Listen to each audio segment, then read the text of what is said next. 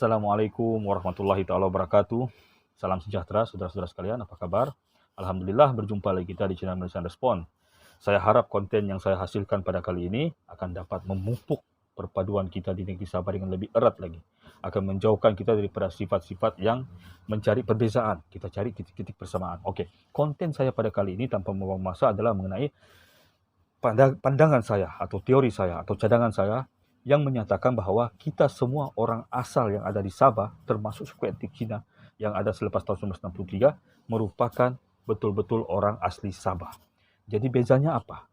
Beza kita cuma tempoh kedatangan kita dan kaitan kita dengan tempat asal kita. Jadi ada dua perbezaannya. Pertama, perbezaan tempoh masa. Kedua, perbezaan geografi dengan tempat asal kita. Hubung kait kita dengan tempat asal yang didakwa menjadi tempat asal kita. Jadi tuan-tuan, untuk membahas isu ini, saya akan permudahkan dengan cara kita mengkaji daripada titik terawal sekali kewujudan manusia. Okey? Seperti kita sedia maklum, ada dua teori yang dinyatakan tentang asal-usul manusia. Pertama adalah satu teori yang berkaitan dengan sains secara saintifik. Kedua adalah yang cenderung kepada elemen keagamaan.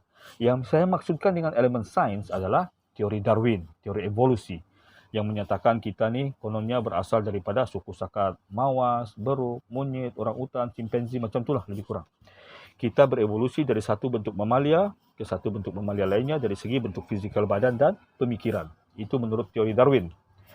Tapi teori yang kedua, yang lebih cenderung kepada keagamaan adalah teori tentang Nabi Adam alaihissalam sebagai manusia yang pertama diciptakan Allah Subhanahu wa taala. Jadi saya ambil teori yang kedua ini, yang ini bukan teori tuan-tuan ya, ini adalah pernyataan yang benar. Jadi saya ambil pandangan yang kedua, yaitu tentang Nabi Adam diutuskan sebagai manusia yang pertama dan Siti Hawa isteri baginda sebagai bunda kita, yaitu manusia yang kedua. Kenapa saya ambil hal ini tuan-tuan? Pertama kerana isi kitab ini adalah sesuatu yang tidak boleh disanggah. Ini merupakan firman Tuhan, firman Allah Subhanahu wa taala. Kedua tuan-tuan, bukan saja umat Islam, tapi saya percaya dalam kitab Taurat, kitab Injil iaitu Alkitab juga disebutkan tentang hal yang hampir sama. Jadi tuan-tuan, apabila kita kaji, sewaktu Nabi Adam diturunkan ke bumi, baginda telah diturunkan di daerah yang samar-samar, kita tidak tahu di mana. Ada yang mengatakan di Gunung Judea, ada yang mengatakan di India, ada yang mengatakan di Sri Lanka sehingga timbul jambatan Adam. Kemudian Siti Hawa diturunkan di tempat yang bertentangan.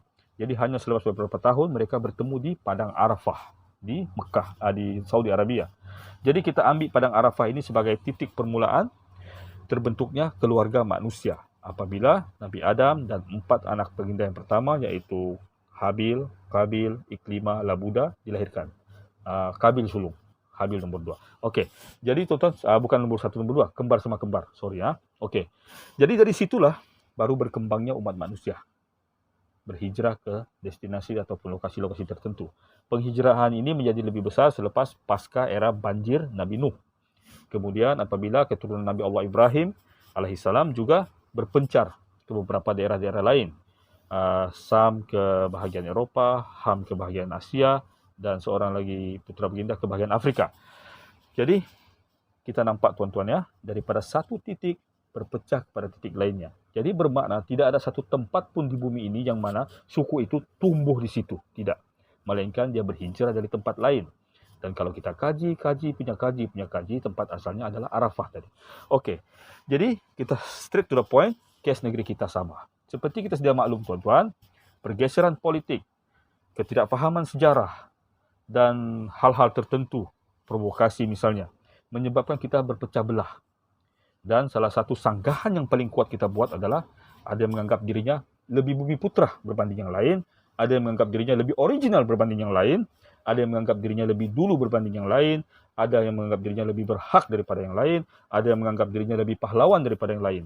Jadi sebelum itu tuan-tuan, dalam video saya tidak mau pukul rata suku etnik tertentu, melainkan semua sekali tuan-tuan ya, semua sekali. Kalau ada pun tomahan saya tujukan kepada pengikut, kepada parti ataupun organisasi tertentu, bukan sub etnik tertentu. Jadi bagaimana kita kaji hal ini? Okey, senang tuan-tuan. Kita ambil dua faktor. Seperti yang saya nyatakan. Pertama, kedekatannya dengan tempat asalnya, yaitu faktor geografi. Yang kedua, kaitannya dengan tempoh kedatangan. Jadi kita ambil satu-satu. Pertama sekali, suku yang terbesar. Kadazan, Dusun, Rungus, dan Murut, KDMR. Oke, sebagai etnik terbesar kita bahas yang ini dulu ya, saudara-saudara kita daripada etnik KDMR. Mereka secara teorinya ada banyak. Ada yang menyatakan datang ke Sabah 20.000 tahun yang lampau. Malahan 50.000 tahun yang lampau. Ada yang mengatakan 10.000 tahun yang lampau.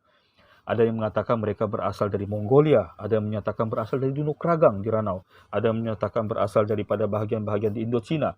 Jadi kita anggaplah semua teori ini betul, tuan-tuan ya. Kecuali teori menyatakan mereka tumbuh di negeri Sabah di Dunuk Kragang. Kita anggap ini semua sama. Jadi sekarang perkiraannya adalah mereka berasal dari tempat lain tapi datang pada masa yang lebih dahulu berbanding etnik yang lain. Nampak? Okey? Tetapi kaitannya dengan tempat geografinya longgar. Sebab kita tidak tahu di mana secara tepatnya mereka berasal. Okey, itu yang pertama. Yang kedua kita ambil pula dari bahagian pantai timur. Etnik Bajau Suluk. Bajau Pantai Timur, bukan Bajau Pantai Barat dulu. Sekejap. Bajau Pantai Timur dengan suku Suluk rata-rata dikaitkan dengan bahagian selatan Filipina. Jadi, secara geografi dekat dengan tempat asal mereka ke Sabah. Tapi dari segi senggang masa, lebih dekat lagi kerana mereka lah datang kemudian. Jadi dalam hal ini, suku etnik KDMR tadi datang terlebih dahulu. Yang ini kononnya kemudian. Okey? Yang ketiga, kita ambil suku Brunei di tenggara di bahagian barat daya negeri Sabah. Sangat dekat faktor geografinya dengan Brunei, tapi sangat dekat juga tempoh kedatangannya ke Sabah, jauh lebih terkemudian. Kemudian di bahagian tenggara, suku-suku Tidung, Bugis, Bolongan.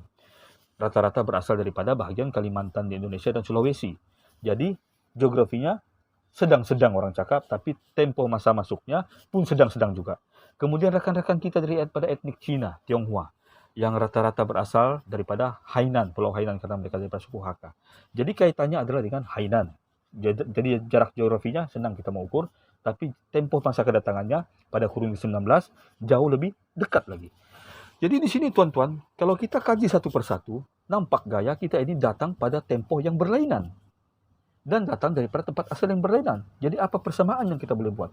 Persamaan paling simple yang kita boleh buat adalah kita sama-sama memperjuangkan kemerdekaan Sabah. Itu yang pertama. Yang kedua, pasca 1963, Sabah adalah milik kita bersama. Karena pada masa itu, kita semua sudah lama menduduki negeri Sabah. Sudah ribuan tahun. Ratusan tahun yang paling kurang, ribuan tahun, puluhan ribu tahun yang paling lama. Jadi nampak tuan-tuan, simpelnya video ini untuk kita menyatakan bahawa kita semua adalah sama-sama anak asal negeri Sabah. Cuma beza kita ada dua. Pertama, kaitan geografi kita dengan tempat asal kita. Yang kedua, tempoh kedatangan kita. Jadi, apabila kita perkirakan hal ini dengan teliti, kita akan mendapati bahawa kita ini, kita saja apa ini. Kan? Jadi tidak perlu kita berpecah, sebaliknya kita perkukuhkan perpaduan kita supaya negeri kita yang sedang tenat kena racun politik ini boleh kita bangunkan semula. Okey? Assalamualaikum warahmatullahi taala wabarakatuh. Saya mohon saudara-saudara supaya tidak gagal faham, ulang-ulanglah kalau boleh tengok video ini. Teori saya simple dua, iaitu kedekatan geografi dan tempoh masa kedatangan. Okey? Sampai jumpa di channel Malaysian Respond. Jangan lupa subscribe.